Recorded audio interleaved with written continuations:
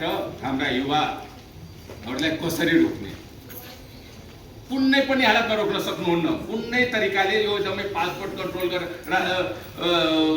पञ्चायत कालमा त पासपोर्टै दिँदैन थियो नि, कन्ट्रोल गर्न सकिँदैन। त्यसलाई कन्ट्रोल गर्ने एउटै उपाय के छ भने विदेशीहरूलाई पनि यहाँ काम गर्न दिनुहोस्, फ्री विदेशीहरूलाई पनि पढ्न दिनुहोस्। जुन बेलामा यहाँ टियुमा दसौँ हजार युरोपियन, अफ्रिकन, मिडल इस्टका इन्डियनहरू यहाँ घुमिरहन्छ नि, अनि हाम्रा छोराछोरीहरूलाई के हुन्छ भने उनीहरू जब यहाँ पढ्न आइरहेको छ म किन जाने, त्यत्तिकै कम हुन्छ। काम गर्नेहरू उहाँको ब्याङ्कमा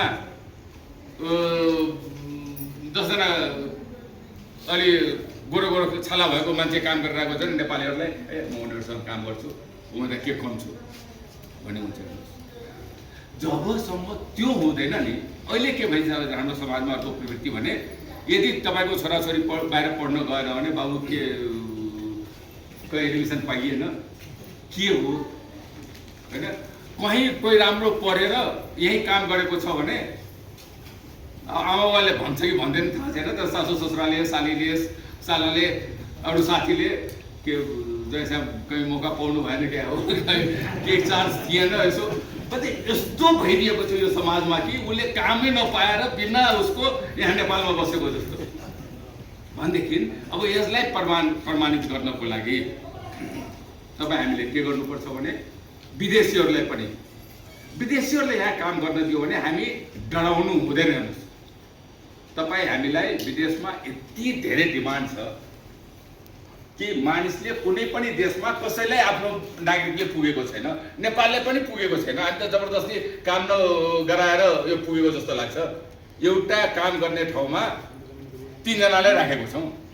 तलबकै कुरा गर्ने हो भने जस्तो नेपालमा 3 जनाले काम गर्ने, दुबईमा 2 जनाले गर्छ, दुबईमा 2 जनाले काम गर्ने, युकेमा 1 जनाले गर्छ।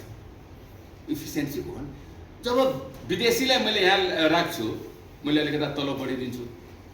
मेरोसँग काम गर्नेलाई के हुन्छ भने तिमीलाई पनि तलब गर्नु छ, सिक, गर, लागत, भोलि उसले हटाउँछ, तिमीलाई राख्छ भनेदेखि यी कुराहरूमा यदि प्र्याक्टिकली र यो कुराहरू तपाईँहरूले सुरु गर्न सक्नुहुन्छ। म तपाईँहरूलाई किन भनिरहेको छु भनेदेखि तपाईँहरूले यो कुरा प्र्याक्टिकली महसुस गरेर गराउन सक्नुहुन्छ। रेमिटेन्स जीडीपी जति छ हाम्रो नेपालको, त्योभन्दा ठुलो जीडीपी गैर आवासीय नेपालीहरूको बाहिर छ। 3000 रेस्टुरेन्टको मालिक थियौँ हामी, अहिले 3 लाखभन्दा बढीको मालिक भइसक्यो। जुन ग्यास स्टेसनमा नेपालीहरूले काम गर्थे, नोकरी गर्थ्यो, त्यसको मालिक भइसक्यो। ग्रोसरी रूपमा जानु भने सबैको मालिक नेपाली भेटाउनुहुन्छ। मोटेलहरूका मालिकहरू जम्मै नेपाली भइसक्यो, किनभने पहिला चाहिँ मोटेलको मालिक इन्डियन हुन्थ्यो, उनीहरू चाहिँ होटलका मालिक भए, हामी नेपाली चाहिँ मोटेलका मालिक भयो। त्यस कारण त्यो के हुन्छ, त्यो लिँदै गयो र डेडिकेसन जुन मैले भने त्यो लागिराख्नु भयो भने सक्सेस। 10%लाई होटलमा किन रुम फ्री नदिने? आज जति सुकुम्बासीहरू छ होटलमा गएर बस्थे होइन, 10% रेस्टुरेन्टमा किन फ्री नदिने?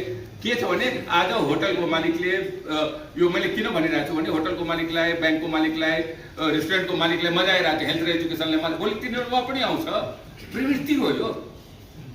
प्लेनमा चढ्नेले किन हुन्छ, नेपालमा गरिब भएर जन्मे पछाडि म विराटनगरमा गरिब छु भने मलाई पनि त जीवन प्लेनै नचढेर मर्न पाउने भएन भने त मलाई एकपल्ट कमसेकम विराटनगरबाट काठमाडौँ आउने जाने 10% फ्रीमा गरिदियोस् न। भनेदेखि यस्ता किसिमको यो म के भन्छु भने प्रवृत्तिमा के हुन्छ भनेदेखि एउटा प्रवृत्ति आउँदाखेरि अरूलाई मजा आउँछ। अनि अर्कोपल्ट नेपालमा यो सबभन्दा अप्ठ्यारो कुरा के छ भनेदेखि पढेपछि मात्रै उसलाई के लाग्छ भनेदेखि यसले पीडा दिँदो रहेछ।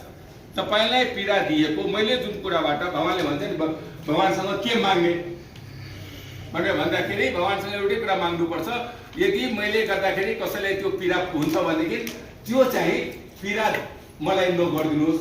मैले तपाईँलाई पीडा गरेँ भनेदेखि भगवान मलाई एकदम यो गरिदिनुहोस्, तपाईँलाई पीडा चाहिँ फिल गऱ्यो भने मैले फिल नगर्ने। मलाई जब कसैले मैले तपाईँलाई गाली गर्दाखेरि चाहिँ तिमी भ्रष्ट यो ऊ भनेर भन्दाखेरि चाहिँ तपाईँलाई दुःख लाग्यो, मलाई आनन्द आइरहेको छ। जब मलाई भन्छ उहाँले भ्रष्ट भन्नुभयो, कहाँ उहाँले प्रमाणै बिना मलाई भ्रष्ट भनिदिने, मैले उहाँलाई बिना प्रमाणको भने आनन्द आउने।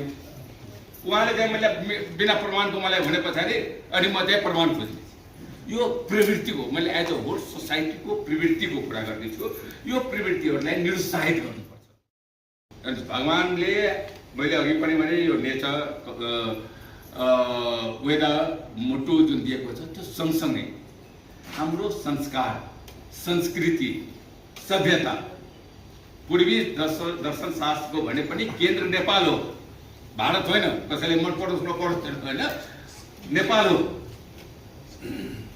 र यो नेपालमा तपाईँ हामीले म यो सभ्यतालाई राम्रो गर्छु, यो एकदम रिच बनाउँछु, संस्कृतिलाई गर्छु, त्यो होइन। त्यसले जोगाउनुहोस्, त्यसले केही पनि गरिदिनु पर्दैन। हामी तपाईँले सबैले हाम्रो संस्कृति सभ्यता संस्कार छ, त्यसलाई जोगाइदिनुहोस् र आर्थिक समृद्धिको बाटोमा अगाडि बढाउन युनिभर्सिटीले भूमिका खेल्नु।